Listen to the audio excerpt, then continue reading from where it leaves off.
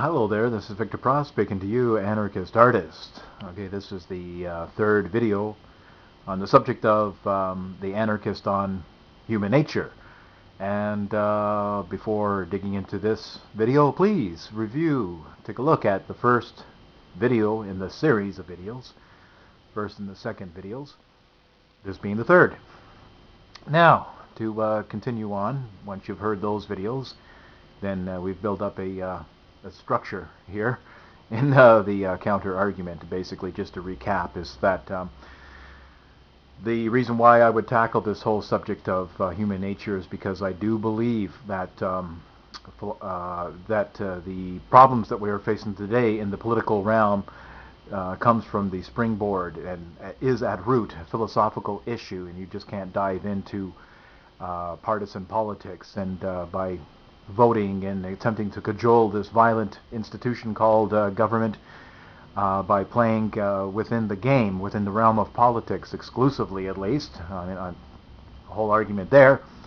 But we have to dig down deeper to philosophical roots when it comes to presenting a case, making an argument for a free society, a stateless society. And there's a lot of things that could be discussed, ethics and metaphysics, epistemology. They're all legitimate realms within philosophy, and the politics rests on a epistemological, metaphysical, and ethical base. Politics is not a primary. It's not a given. It's not something that is separate from deeper philosophical questions. And basically, you can see this. This is not something that I'm just asserting on my own part because I happen to be interested in philosophy. I mean, you can see how deep the roots can go in when people are opposing your views when you do speak of volunteerism or anarchism. I mean, I'm sure that you, at some point in time, if you're outspoken on these issues and over a period of years, and you've talked to many different people, you'll hear all types of objections. A lot of those objections have nothing to do with political considerations, but are always of a nature that deals with philosophy or psychology. And one of those opposing arguments is human nature. We can't have a free society because of human nature. And human nature, whenever it's said, is always something, as I've argued in the first videos, derogatory and brutish and predatory and animalistic and so forth. So that's the opposition of having a free society, and therefore we need a government. That's the argument. That's the thinking process that people engage in when approaching this subject. So now in this video I wanted to express some of my own views of human nature. I'm sure that there's a great body of literature on the subject, but just going with what I've thought about and what I know over the years and what I've concluded. And basically, I guess, being a philosophical buff, with this subject, I could very well start with Aristotle, who has designated in his inquiry of what man is, is one of the things that he's known for in academia is having purported this idea of man being the rational animal. So Aristotle, being a biology buff as well, he was interested in biology, as well as writing philosophical treatises on ethics and politics and aesthetics. He was also very much the down-to-earth scientist, and which distinguished him from his teacher Plato, who was up in the air with heavens and abstract concepts such as beauty, that were kind of divorced from the tangible physical world, but that's a whole different realm. But Aristotle had this very interesting idea of man being the rational animal. And basically what he's acknowledging there is that, yes, we have a lot of inherited traits from the other life species. We are an animal, and we did inherit some ancestral predilections, you could say, that's akin to the animal nature or to other living organisms that we call animals. And we have a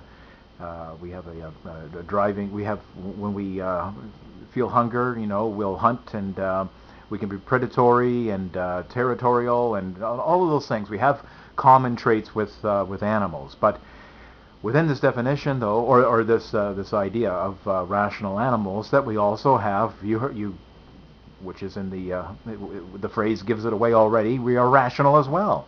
We are distinguished from other other living organisms, other creatures on this glorious blue-green planet called Earth. That we have the capacity to reason, to abstract. We can question things such the very nature of the topic that we're discussing right now is something that's distinctly human. We have the capacity to love, to create mathematics, to create works of art, to fashion the material of the universe of the world to our own preferences and to adapt it to our own well-being and survival. We fashion tools, we fashion skyscrapers and computers and cars, and we do all these things, and that's based on our capacity to reason. And I would say that our capacity to create art is something that's distinctly human. Animals in the Wilde kingdom have neither art nor any equivalent of it, no matter if they are designing something that is composed of that has a certain design to it. They're driven by instinct, and it serves a utilitarian purpose. If a beaver builds a dam, it's serving some end other than its own contemplation as a work of art. So this is something that's distinctly human. So that's kind of diving into a very cursory glance at this whole thing of what Aristotle means by man is a rational animal.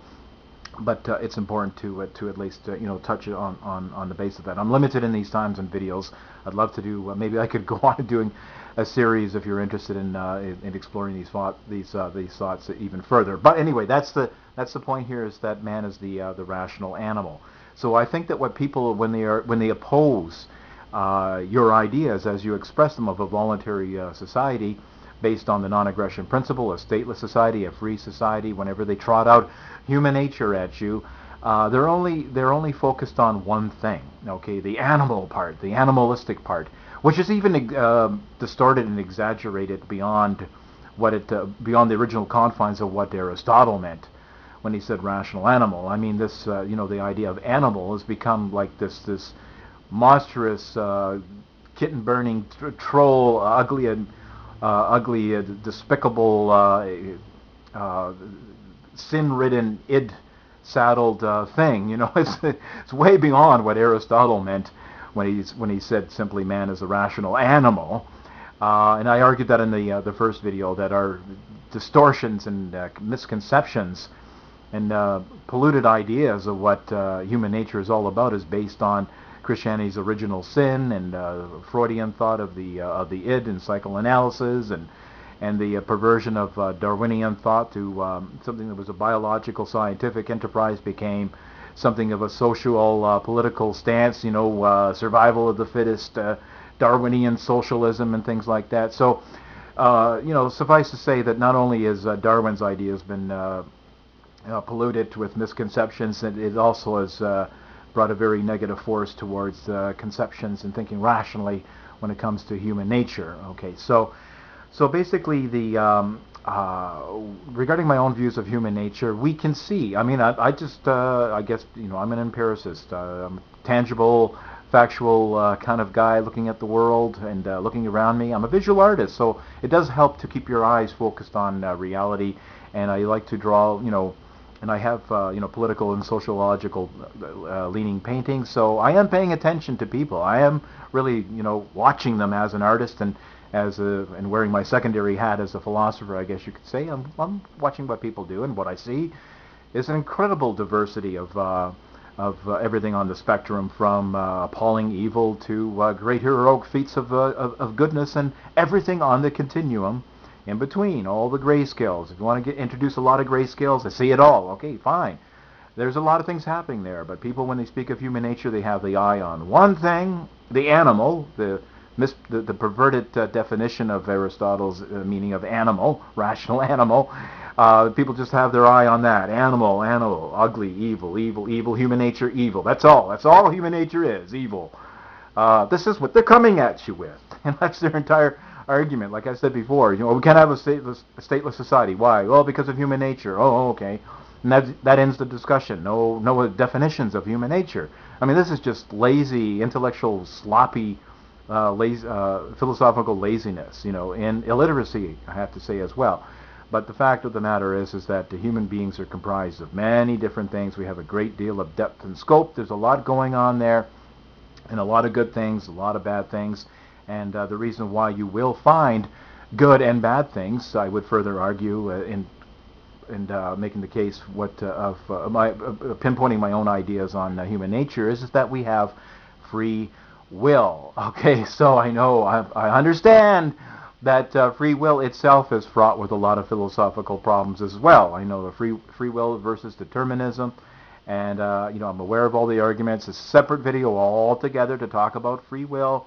I know that it's considered to be a article of faith, an artifact of religion. Free will, heaven, the gods and devils and things like that. It's all been shot into one little pot as being interchangeable with one another, superstitious and things like that. But there is a case to be made for free will. It's another video, of course, right? But so far as that I accept that we have free will, that is to say that we have the capacity for good and evil, and whatever the things that we inherit from our genes and our ancestral promptings, so to speak, that there's a lot of people who are revulsed and by the idea of violence. You could very well say that we inherited that as well as anything negative and aggressive. We also inherited other traits that can make us repulsed to violence. That we have the capacity for empathy and sympathy, but fundamentally, though, because we do have free will, we do have we have the ability to make choices, and to make good choices or bad choices, to engage in immorality, or to keep on track and to have a moral code affixed firmly as our guiding light in passing through this thing that we called life for however long that we're here, to keep us on track. To keep the hunt in search for our happiness and well-being is a moral choice. We make decisions as to what's going to maximize that, and if we err in that and we go about destructively, the results from our actions will come forth as they will. And so that's why it's important to have an ethical code as a compass in life, basically as a toolkit in living a life and living a happy, productive life. We need a moral code, and there is no morality if we don't have free will. Once you take out free will from the equation, morality has been rendered meaningless. So basically, that is the rational part. I am making a rational argument, I believe, and in designating human being. The basic things of human nature is to be said that we are a rational animal. We have free will. We have the capacity and for good and evil.